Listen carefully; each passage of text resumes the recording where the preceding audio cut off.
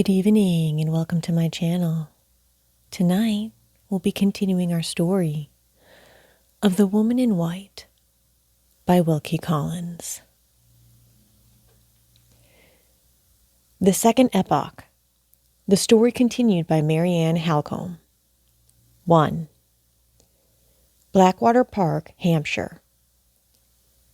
June 11th, 1850. 6 months to look back on. 6 long, lonely months since Laura and I last saw each other. How many days have I still to wait? Only one. Tomorrow, the 12th, the travelers return to England. I can hardly realize my own happiness. I can hardly believe that the next 24 hours will complete the last day of separation between Laura and me. She and her husband have been in Italy all the winter, and afterwards in the Tyrol. They come back, accompanied by Count Fosco and his wife, who propose to settle somewhere in the neighborhood of London, and who have engaged to stay at Blackwater Park for the summer months before deciding on a place of residence. So long as Laura returns, no matter who returns with her. Sir Percival may fill the house from floor to ceiling if he likes, on condition that his wife and I inhabit it together. Meanwhile, here I am, established at Blackwater Park, the ancient and interesting seat, as the county history obligingly informs me, of Sir Percival Glyde Bart, and the future abiding place, as I may now venture to add on my account, of plain Marian Halcombe, spinster, now settled in a snug little sitting-room with a cup of tea by her side, and all her earthly possessions ranged round her in 3 boxes and a bag. I left Limmeridge yesterday, having received Laura's delightful letter from Paris the day before. I had been previously uncertain whether I was to meet them in London or in Hampshire, but this last letter informed me that Sir Percival proposed to land at Southampton and to travel straight on to his country house. He has spent so much money abroad that he has none left to defray the expenses of living in London for the remainder of the season, and he is economically resolved to pass the summer and autumn quietly at Blackwater. Laura has had more than enough of excitement and change of scene, and is pleased at the prospect of country tranquillity and retirement which her husband's prudence provides for her. As for me, I am ready to be happy anywhere in her society. We are all, therefore, well contented in our various ways, to begin with. Last night I slept in London, and was delayed there so long today by various calls and commissions that I did not reach Blackwater this evening till after dusk. Judging by my vague impressions of the place thus far, it is the exact opposite of Limmeridge. The house is situated on a dead flat, and seems to be shut in, almost suffocated, to my north country notions, by trees. I have seen nobody but the manservant who opened the door to me, and the housekeeper, a very civil person, who showed me the way to my own room and got me my tea. I have a nice little boudoir and bedroom, at the end of a long passage on the first floor. The servants in some of the spare rooms are on the second floor, and all the living rooms are on the ground floor. I have not seen one of them yet, and I know nothing about the house, except that one wing of it is said to be 500 years old, that it had a moat round it once, and that it gets its name of Blackwater from a lake in the park. 11 o'clock has just struck, in a ghostly and solemn manner, from a turret over the center of the house, which I saw when I came in. A large dog has been woke, apparently by the sound of the bell, and is howling and yawning drearily somewhere round a corner. I hear echoing footsteps in the passages below, and the iron thumping of bolts and bars at the house door. The servants are evidently going to bed. Shall I follow their example? No, I am not half sleepy enough. Sleepy, did I say? I feel as if I should never close my eyes again. The bare anticipation of seeing that dear face, and hearing that well-known voice tomorrow, keeps me in a perpetual fever of excitement. If I only had the privileges of a man, I would order out Sir Percival's best horse instantly, and tear away on a night gallop eastward to meet the rising sun, a long, hard, heavy, ceaseless gallop of hours and hours, like the famous highwayman's ride to York. Being, however, nothing but a woman, condemned to patience, propriety, and petticoats for life, I must respect the housekeeper's opinions, and try to compose myself in some feeble and feminine way. Reading is out of the question. I can't fix my attention on books. Let me try if I can write myself into sleepiness and fatigue. My journal has been very much neglected of late. What can I recall, standing as I now do on the threshold of a new life, of persons and events, of chances and changes, during the past 6 months, the long, weary, empty interval since Lara's wedding day? Walter Hartwright is uppermost in my memory, and he passes first in the shadowy procession of my absent friends. I received a few lines from him after the landing of the expedition in Honduras, written more cheerfully and hopefully than he has written yet. A month or 6 weeks later, I saw an extract from an American newspaper describing the departure of the adventurers on their inland journey. They were last seen entering a wild, primeval forest, each man with his rifle on his shoulder and his baggage at his back. Since that time, civilization has lost all trace of them. Not a line more have I received from Walter. Not a fragment of news from the expedition has appeared in any of the public journals. The same dense, disheartening obscurity hangs over the fate and fortunes of Anne Catherick and her companion, Mrs. Clemens. Nothing whatever has been heard of either of them, whether they are in the country or out of it, whether they are living or dead. No one knows. Even Sir Percival's solicitor has lost all hope, and has ordered the useless search after the fugitives to be finally given up.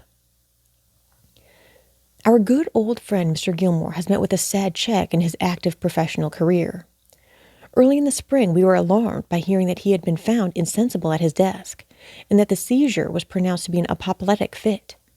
He had been long complaining of fullness and oppression in the head, and his doctor had warned him of the consequences that would follow his persistency in continuing to work, early and late, as if he were still a young man.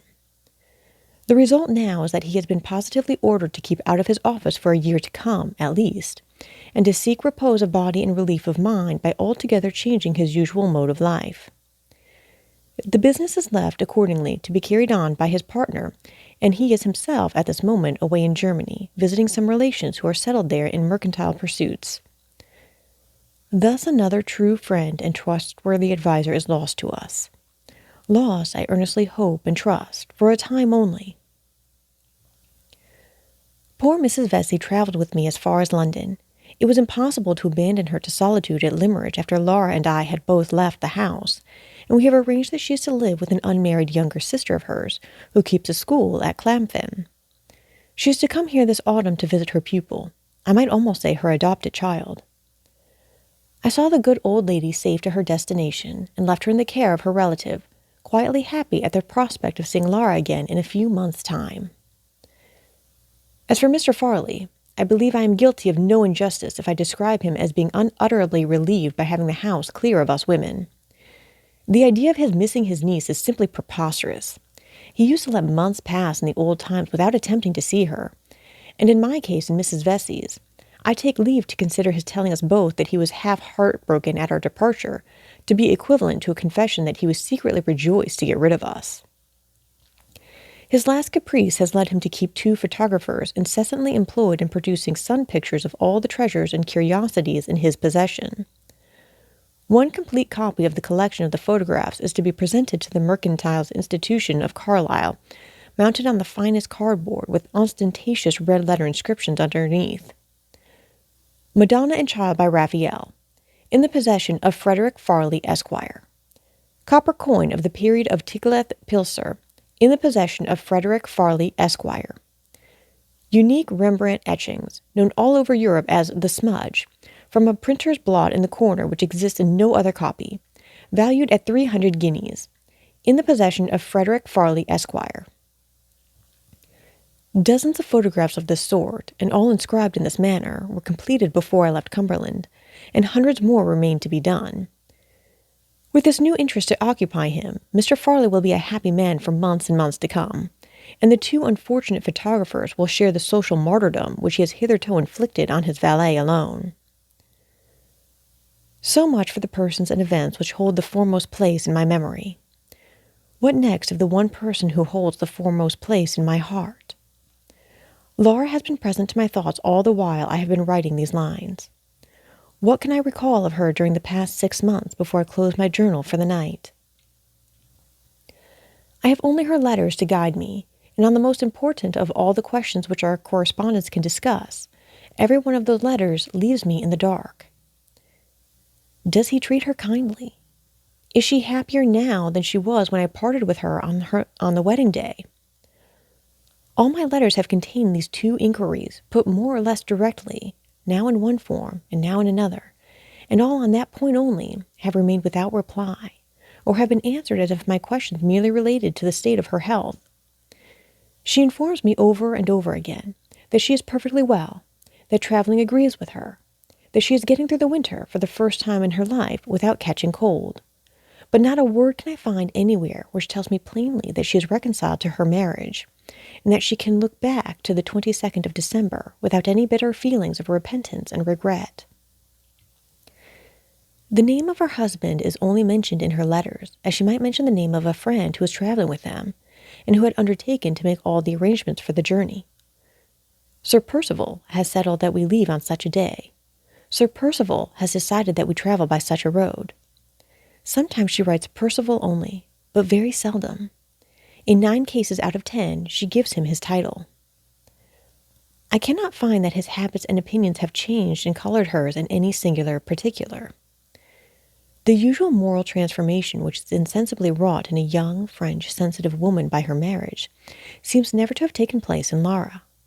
She writes of her own thoughts and impressions, amid all the wonders she has seen, exactly as she might have written to someone else if I had been traveling with her instead of her husband. I see no betrayal anywhere of sympathy of any kind existing between them.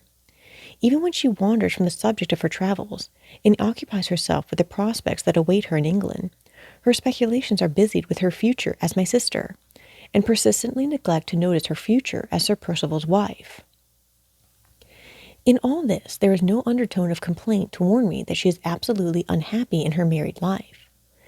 The impression I have derived from our correspondence does not, thank God, lead me to any such distressing conclusion as that.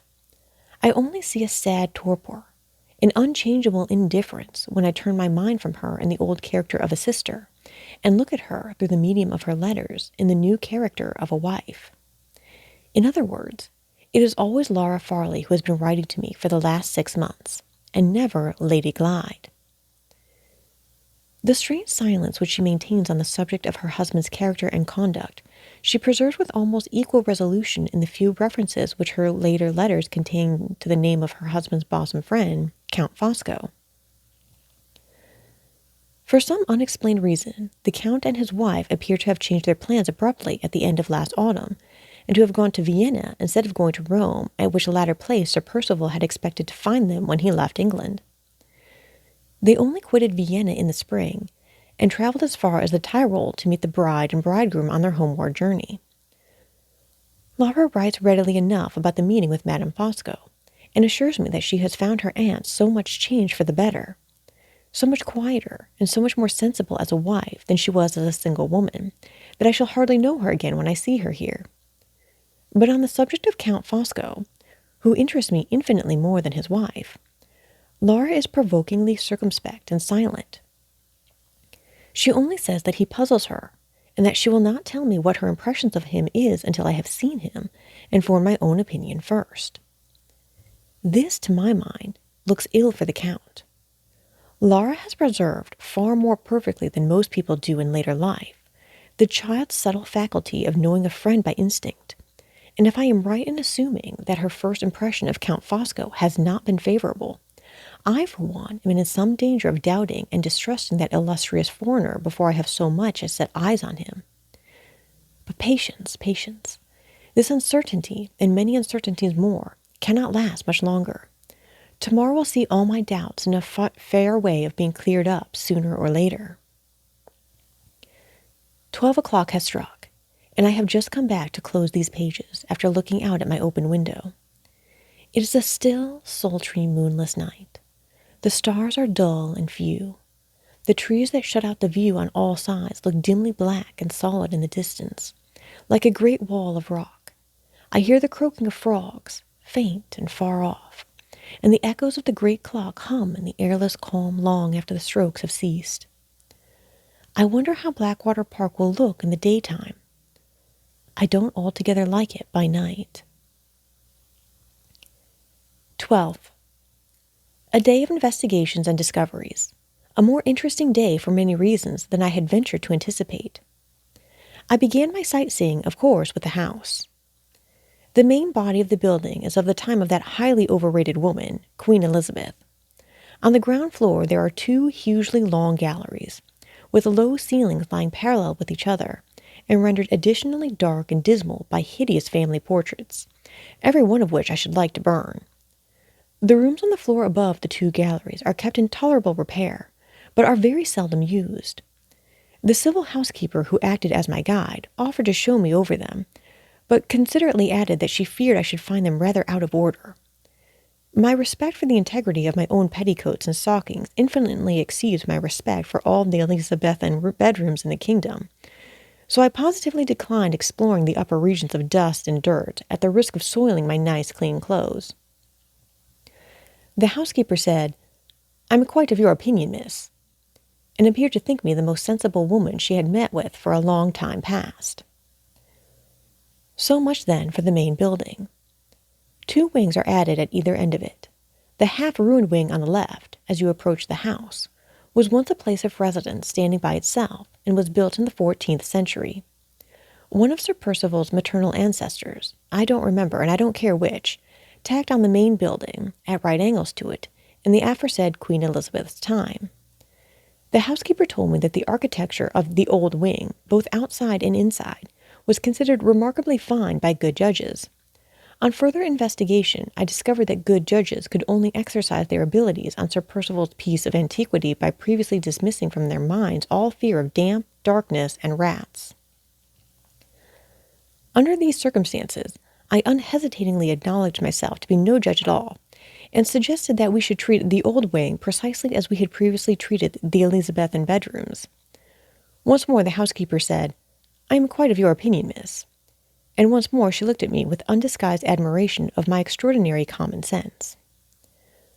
We went next to the wing on the right, which was built by way of completing the wonderful architectural jumble at Blackwater Park in the time of George II. This is the habitable part of the house, which has been repaired and redecorated inside on Laura's account.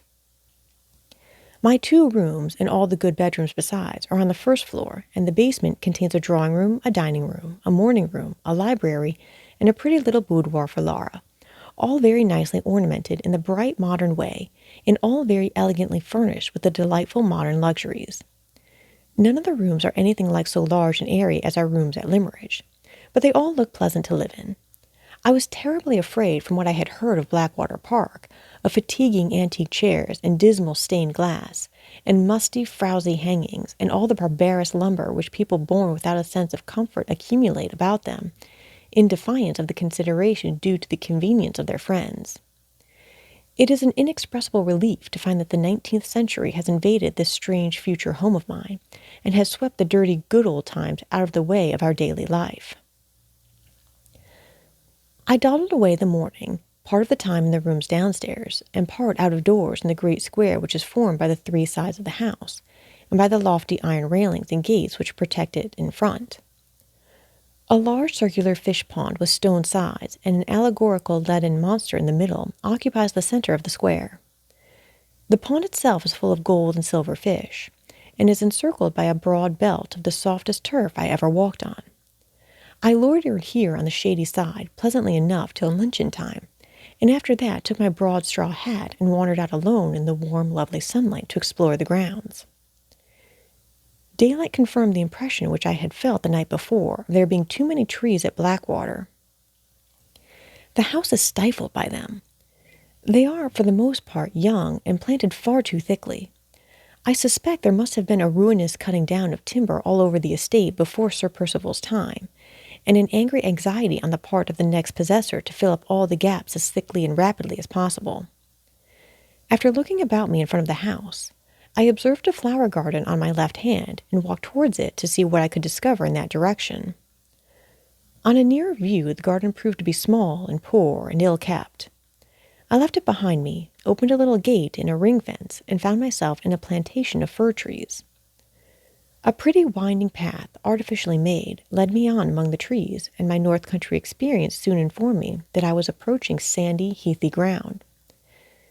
After a walk of more than half a mile, I should think, among the firs, the path took a sharp turn. The trees abruptly ceased to appear on either side of me, and I found myself standing suddenly on the margin of a vast open space, and looking down at the Blackwater Lake from which the house takes its name. The ground shelving away below me was all sand, with a few little heathy hillocks to break the monotony of it in certain places. The lake itself had evidently once flowed to the spot on which I stood, and had been gradually wasted and dried up to less than a third of its former size. I saw its still, stagnant waters a quarter of a mile away from me in the hollow separated into pools and ponds by twining reeds and rushes and a little knolls of earth. On the farther bank from me the trees rose thickly again and shut out the view and cast their black shadows on the sluggish, shallow water. As I walked down to the lake, I saw that the ground on its farther side was damp and marshy, overgrown with rank grass and dismal willows. The water, which was clear enough on the open sandy side where the sun shone, looked black and poisonous opposite to me, where it lay deeper under the shade of the spongy banks and the rank overhanging thickets and tangled trees. The frogs were croaking, and the rats were slipping in and out of the shadowy water, like live shadows themselves as I got nearer to the marshy side of the lake. I saw here, lying half in and half out of the water, the rotten wreck of an old overturned boat, with a sickly spot of sunlight glimmering through a gap in the trees on its dry surface, and a snake basking in the mists of the spot, fantastically coiled and treacherously still. Far and near the view suggested the same dreary impressions of solitude and decay, and the glorious brightness of the summer sky overhead seemed only to deepen and harden the gloom and barrenness of the wilderness on which it shone. I turned and retraced my steps to the high heathy ground, directing them a little aside from my former path towards a shabby old wooden shed, which stood on the outer skirt of the fir plantation, and which had hitherto been too unimportant to share my notice with the wide, wild prospect of the lake. On approaching the shed, I found that it had once been a boathouse, and that an attempt had apparently been made to convert it afterwards into a sort of rude arbor, by placing inside it a fir-wood seat, a few stools, and a table. I entered the place and sat down for a little while to rest and get my breath again. I had not been in the boathouse more than a minute when it struck me that the sound of my own quick breathing was very strangely echoed by something beneath me. I listened intently for a moment, and heard a low, thick, sobbing breath that seemed to come from the ground under the seat which I was occupying. My nerves are not easily shaken by trifles, but on this occasion I started to my feet in a fright, called out, received no answer, summoned back my recreant courage, and looked under the seat. There, crouched up in the farthest corner, lay the forlorn cause of my terror in the shape of a poor little dog, a black and white spaniel. The creature moaned feebly when I looked at it and called to it, but never stirred. I moved away the seat and looked closer. The poor little dog's eyes were glazing fast, and there were spots of blood on its glossy white side. The misery of a weak, helpless, dumb creature is surely one of the saddest of all the mournful sights which this world can show. I lifted the poor dog in my arms as gently as I could, and contrived a sort of makeshift hammock for him to lie in, by gathering up the front of my dress all round him. In this way I took the creature, as painlessly as possible, and as fast as possible, back to the house. Finding no one in the hall, I went up at once to my own sitting room, made a bed for the dog with one of my old shawls, and rang the bell. The largest and fattest of all possible housemaids answered it, in a state of cheerful stupidity which would have provoked the patience of a saint. The girl's fat, shapeless face actually stretched into a broad grin at the sight of the wounded creature on the floor. "What do you see there to laugh at?" I asked, as angrily as if she had been a servant of my own. "Do you know whose dog it is?" "No, miss, that I certainly don't." She stooped and looked down at the spaniel's injured side, brightened suddenly with the irradiation of a new idea, and pointing to the wound with a chuckle of satisfaction said, "That's Baxter's doings, that is." I was so exasperated that I could have boxed her ears. "Baxter?" I said. "Who is the brute you call Baxter?" The girl grinned again more cheerfully than ever. "Bless you, miss, Baxter's the keeper, and when he finds strange dogs hunting about, he takes and shoots 'em. It's keeper's duty, miss. I think that dog will die. Here's where he's been shot, ain't it? That's Baxter's doings, that is." Baxter's doings, miss, and Baxter's duty. I was almost wicked enough to wish that Baxter had shot the housemaid instead of the dog. Seeing that it was quite useless to expect this densely impenetrable personage to give me any help in relieving the suffering creature at our feet, I told her to request the housekeeper's attendance with my compliments. She went out exactly as she had come in, grinning from ear to ear. As the door closed on her, she said to herself softly, "It's Baxter's doings and Baxter's duty. That's what it is." The housekeeper, a person of some education and intelligence, thoughtfully brought upstairs with her some milk and some warm water. The instant she saw the dog on the floor, she started and changed color. "Why, Lord bless me," cried the housekeeper. "That must be Mrs. Catherick's dog." "Whose?" I asked, in the utmost astonishment. "Mrs. Catherick's. You seem to know Mrs. Catherick, Miss Halcombe?" "Not personally, but I have heard of her. Does she live here? Has she had any news of her daughter?" "No, Miss Halcombe. She came here to ask for news." "When?" "Only yesterday. She said someone had reported that a stranger answering to the description of her daughter had been seen in our neighborhood. No such report has reached us here, and no such report was known in the village when I sent to make inquiries there on Mrs. Catherick's account. She certainly brought this poor little dog with her when she came, and I saw it trot out after her when she went away. I suppose the creature strayed into the plantations and got shot. Where did you find it, Miss Halcombe?" "In the old shed that looks out on the lake." "Ah, yes, that is the plantation side, and the poor thing dragged itself, I suppose, to the nearest shelter, as dogs will, to die. If you can moisten its lips with the milk, Miss Halcombe, I will wash the clotted hair from the wound. I am very much afraid it is too late to do any good. However, we can but try." Mrs. Catherick. The name still rang in my ears, as if the housekeeper had only that moment surprised me by uttering it. While we were attending to the dog, the words of Walter Hartwright's caution to me returned to my memory. "If ever Anne Catherick crosses your path, make better use of the opportunity, Miss Halcombe, than I made of it." The finding of the wounded spaniel had led me already to the discovery of Mrs. Catherick's visit to Blackwater Park, and that event might lead in its turn to something more. I determined to make the most of the chance which was now offered to me, and to gain as much information as I could. "Did you say that Mrs. Catherick lived anywhere in this neighborhood?" I asked. "Oh dear, no," said the housekeeper.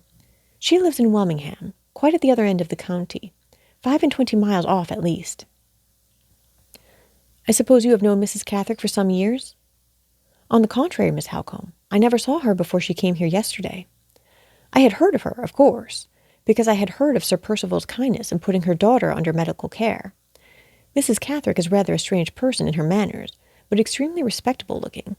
She seemed sorely put out when she found that there was no foundation, none at least that any of us could discover, for the report of her daughter having been seen in this neighborhood."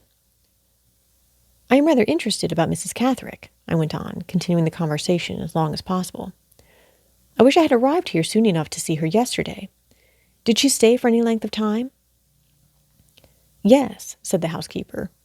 "She stayed for some time, and I think she would have remained longer if I had not been called away to speak to a strange gentleman, a gentleman who came to ask when Sir Percival was expected back. Mrs. Catherick got up and left at once, when she heard the maid tell me what the visitor's errand was. She said to me at parting that there was no need to tell Sir Percival of her coming here. I thought that rather an odd remark to make, especially to a person in my responsible situation." I thought it an odd remark, too. Sir Percival had certainly led me to believe, at Limmeridge, that the most perfect confidence existed between himself and Mrs. Catherick. If that was the case, why should she be anxious to have her visit at Blackwater Park kept a secret from him? "Probably," I said, seeing that the housekeeper expected me to give my opinion on Mrs. Catherick's parting words. "Probably she thought the announcement of her visit might vex Sir Percival to no purpose by reminding him that her lost daughter was not found yet. Did she talk much on that subject?" "Very little," replied the housekeeper. "She talked principally of Sir Percival, and asked a great many questions about where he had been traveling, and what sort of lady his new wife was. She seemed to be more soured and put out than distressed by failing to find any traces of her daughter in these parts. 'I give her up,' were the last words she said that I can remember.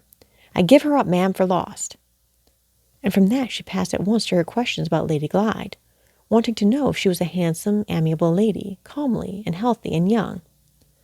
Ah, dear, I thought how it would end. Look, Miss Halcombe, the poor thing is out of its misery at last." The dog was dead. It had given a faint, sobbing cry. It had suffered an instant's convulsions of the limbs, just as those last words, comely and healthy and young, dropped from the housekeeper's lips. The change had happened with startling suddenness. In one moment, the creature lay lifeless under our hands. 8 o'clock. I have just returned from dining downstairs in solitary state. The sunset is burning redly on the wilderness of trees that I see from my window, and I am poring over my journal again to calm my impatience for the return of the travelers.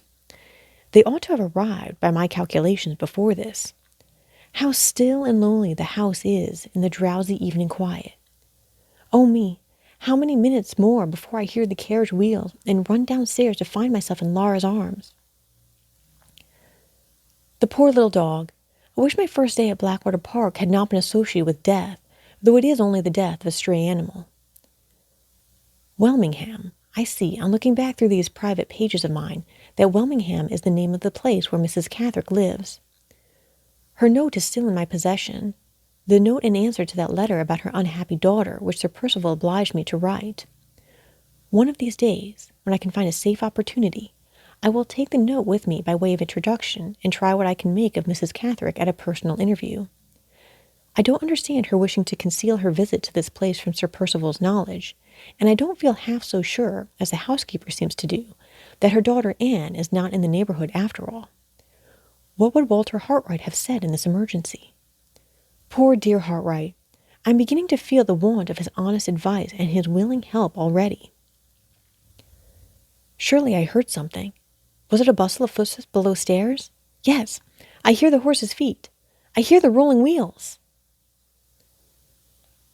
Thus ends Chapter 1 of the second epoch of Marian's narrative of The Woman in White by Wilkie Collins.